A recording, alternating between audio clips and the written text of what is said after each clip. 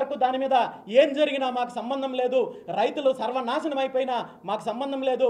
ఒక రకంగా మేము కోరుకునేది కూడా అదే. ఎందుకంటే రైతుల నుండి భూములు సేకరించి పూర్తిగా వ్యవసాయాన్ని నిర్వీర్యం చేయాలనే ఒకే ఒక సంకల్పంతో ముఖ్యమంత్రి చంద్రబాబు నాయుడు గారు ఉన్నారు. కాబట్టి ఇన్ని జరుగుతున్నప్పటికీ కూడా ఈ రాష్ట్రానికి సంబంధించిన ఏ ఒక్క అంశంలో నిమ్మక నీరెత్తినట్టు ప్రవర్తిస్తూ కేవలము దోపిడీ చేస్తూ, భూములు దోపిడీ చేస్తూ, అదేవిధంగా కాంట్రాక్టుల పేరు చెప్పి అనేక రకాలుగా వేల కోట్ల రూపాయలు ఈరోజు ప్రజాధనాన్ని లూటీ చేసే ప్రయత్నం చేస్తున్నారు.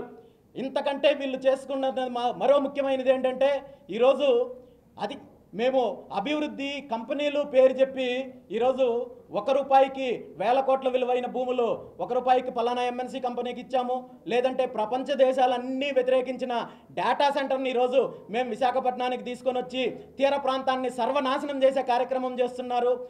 ఇలాంటి కార్యక్రమాలు చేస్తూ, ఇలాంటి పబ్లిసిటీ స్టంట్లు ఉపయోగిస్తూ రాష్ట్రాన్ని, రాష్ట్ర ప్రజలను అంధకారంలోకి నెట్టే ప్రయత్నం చేస్తున్నారు తప్ప మరొక్క ఏ ఒక్క అంశంలో కూడా ఈ రాష్ట్రానికి చంద్రబాబు నాయుడు గారి ప్రభుత్వం వల్ల మేలు జరగడం లేదనే విషయాన్ని ఈ రాష్ట్రంలో అన్ని వర్గాల ప్రజలు గమనించారు.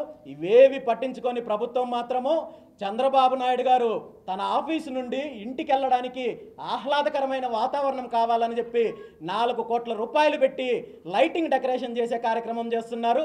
ఆ పార్టీకి సంబంధించిన నాయకుడు విగ్రహం పెట్టడం కోసము సుమారు 1200 కోట్లతో ఈరోజు ఎన్టీ రామారావు విగ్రహాన్ని ఏర్పాటు చేసే కార్యక్రమం చేస్తున్నారు. ఇది ప్రజాధనంతో ఏర్పాటు చేసే కార్యక్రమం చేస్తున్నారు. మీకు నిజంగా ఎవరో ఈ అధికారం ఇచ్చారని చెప్పి ఈ సందర్భంగా ముఖ్యమంత్రి చంద్రబాబు నాయుడు గారిని ప్రశ్నిస్తున్నాను.